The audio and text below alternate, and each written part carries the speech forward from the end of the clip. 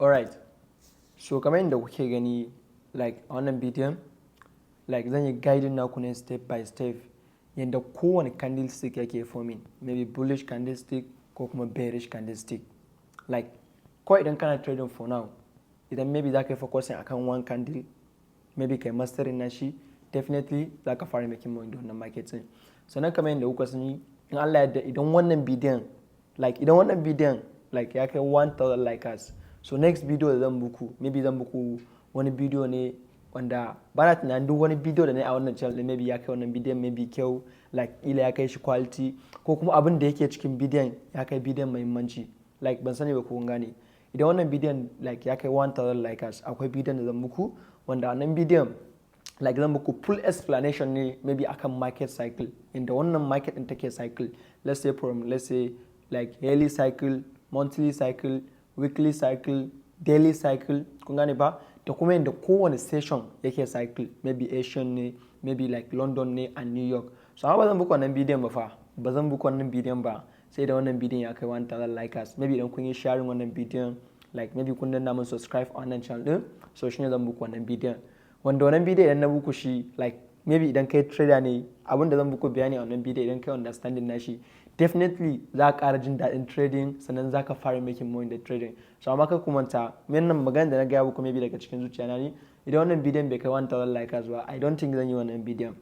So for now in Allah yadda zan muku bayani akan yadda candle yake forming, kuma kamar yadda kuke na gaya muku as a trader for now, idan maybe za ka yi focusing akan one candle, maybe bullish or bearish candle, ka tsaya kai mastering na shi, za ka fara making money da wannan market din. So still ka kumanta ku danna mun like and then ku danna mun subscribe a wannan bidiyon. Let's go. So idan muka duba kamar yadda kuke gani, like na san duk wani trader for now ya san yadda wannan candle din yake.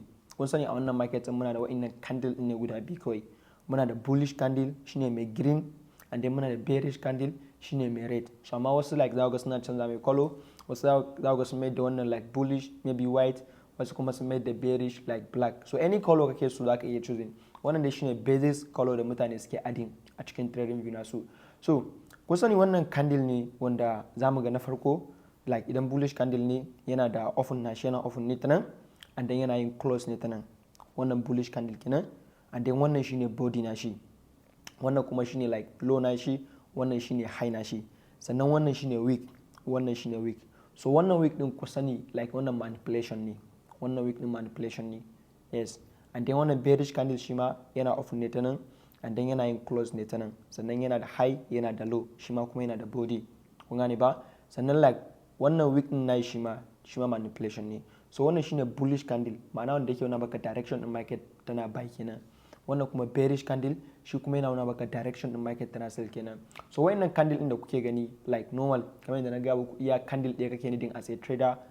Kowane candle da kuke ganin shi da weak nan, yawanci almost 90% na candlestick da kuke ganin su da weak suna ba da wannan setup din da muke ce mai power of 3. Kun gane ba? Like za ku ga suna ce maybe candle range theory. So shi ma in Allah yadda zan ƙara muku bayani akan candle range theory, already na muku video akan shi. Idan ba ku kalla ba za ku iya duba videos da suke wannan channel, na muku full bayani akan shi. So amma in Allah zan ƙara muku bayani kuma yadda maybe zan muku bayani cikin sauƙi yadda za ku gane. So candle ɗin nan suna ba da setup nan da muke ce mai accumulation, manipulation and distribution. Let's assume kamar yadda muke yin da kanan wajen. Za mu gani like idan wannan maybe wannan bearish candle ne, a lokacin da bearish candle ya fito, let's assume yau idan overall din market nan tana tafiya bearish ne, kai kenan kana expecting next candle din da zai fito yau shi ma zai tafi bearish. So idan wannan candle din ya to like kun san kowa da kowa yana expecting bearish ne, so wannan candle din za a fara samun manipulation, kun gane ba, before a samu like maybe distribution.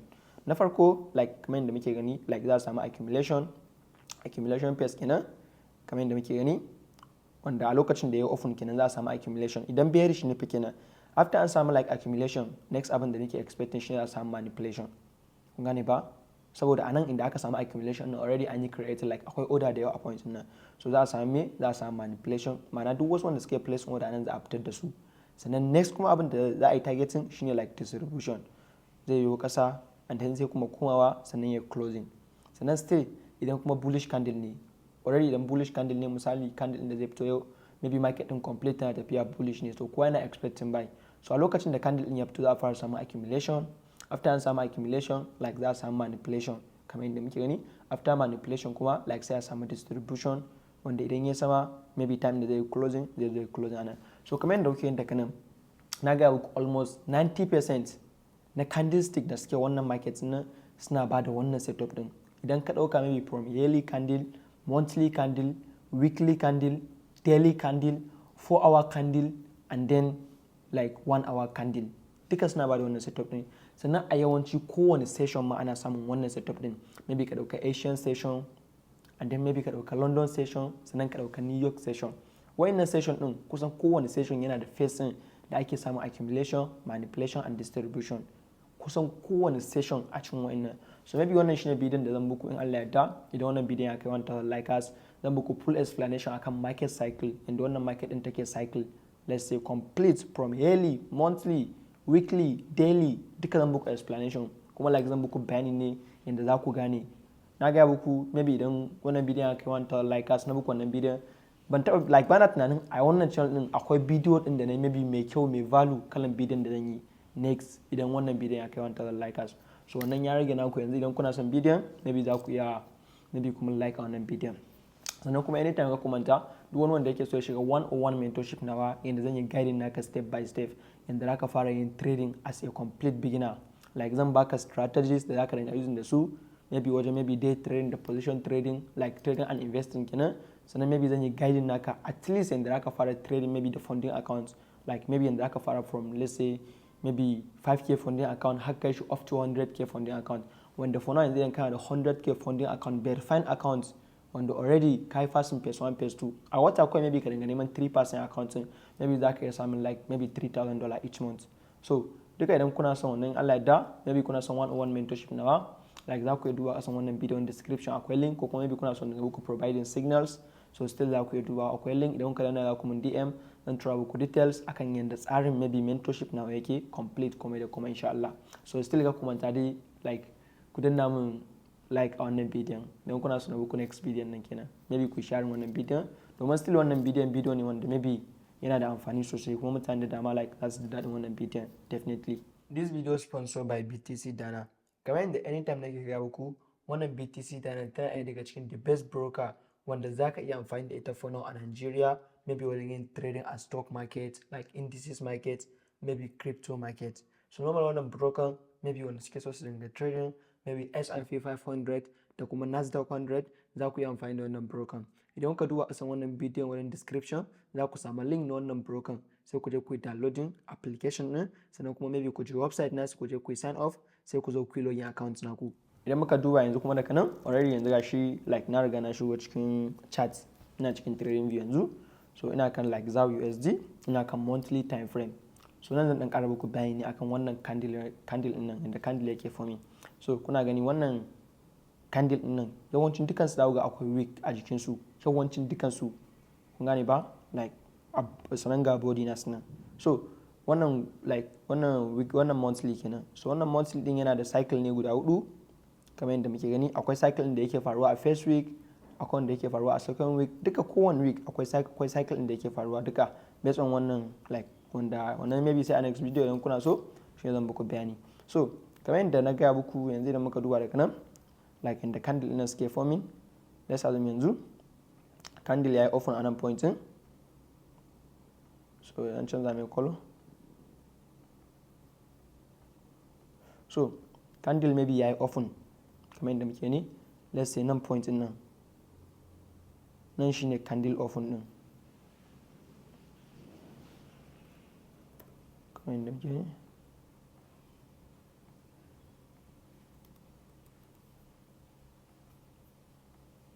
Kuna gani maybe nan ne candle ya open. So a lokacin da candle ya open any candle abin da muke expecting a candle din nan idan overall din market din ta tafiya bullish ne maybe za mu fara samun accumulation anan kamar yadda muke gani. Yawancin duka candle din nan za mu fara samun accumulation a time da ya open. After mun samu accumulation like next abin da za mu expecting shine like za mu expecting maybe manipulation kamar yadda muke gani.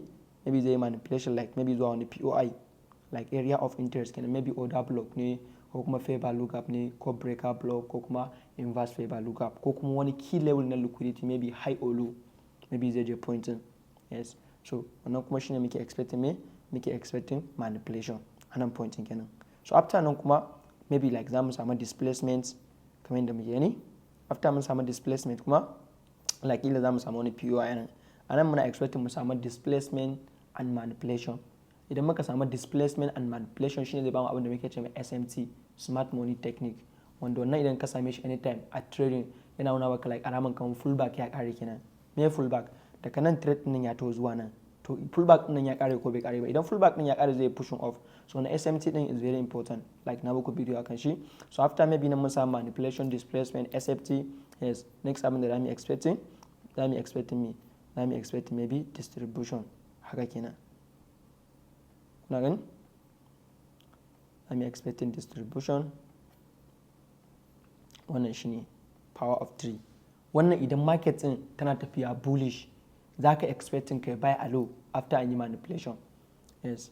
So at the same time idan market like tana tafiya bearish ne, shi ma still zaka expecting me first a lokacin da candle ya open, through open zaka samu me like zaka samu wannan accumulation din. Like now akwai order kenan, akwai don money a point nan. So like maybe wannan shine like me shine open pricing. And shine open pricing kamar yadda muke gani.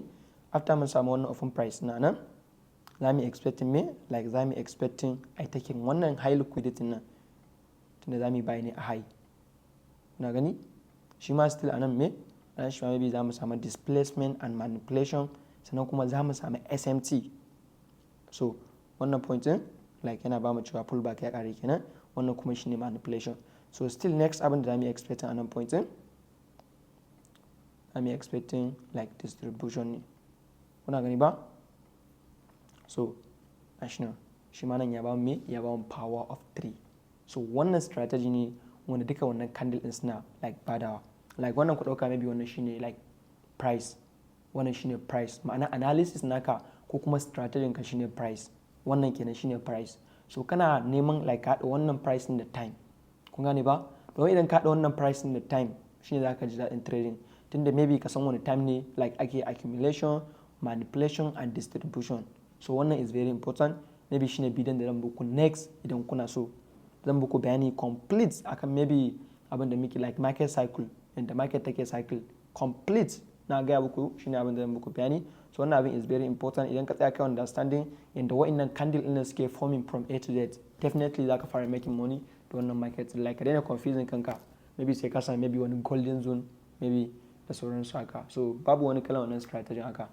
Idan kana strategy wanda yake baka 60 or 70 is okay, ya ishe ka kai making money da wannan market din kamar yadda anytime nake gaya muku. So wannan shine abin da ya kamata ku sani. Har kuma ku danna mun like a wannan bidiyon, at least kai 1000 likers, ku share wannan bidiyon, sannan ku danna mun subscribe a wannan channel din. I don't think zan yi bidiyon nan idan wannan bidiyon bai kai 1000 likers ba. So idan ya kai zan yi, amma idan bai kai kuma maybe sai idan na yi wani bidiyon idan ya kai. Already ba sai na gaya muku ba, kusan videos da nake muku provide a wannan channel din videos ne wanda maybe ba lallai ka bada kuɗi ba, ko kuma maybe ka ji wani academy wanda maybe za a guiding naka, za ka ji maybe dai akwai maka maybe support and resistance ne, supply and demand, wanda wannan ba su mana trading. Akwai abubuwan da kake needing wanda kuma in Allah ya da maybe albishirin da zan muku, maybe duk wani wanda yake following na wannan channel din already kun san na yi video sosai akan different trading strategy from price action like SMC, wanda for now complete zan yi focus ne akan ICT, saboda nima for now nima ICT trader ne normal. So ina trading ICT time and price.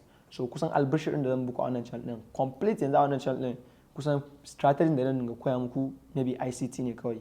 So idan maybe kana son ICT or SMC duka abu ɗaya ne, za ka iya following na wannan channel din. Idan kuma wani strategy kake so maybe za ka iya unsubscribe normal shine. So ka komanta ku danna mun subscribe and then ku danna mun like a wannan bidiyon. Peace out.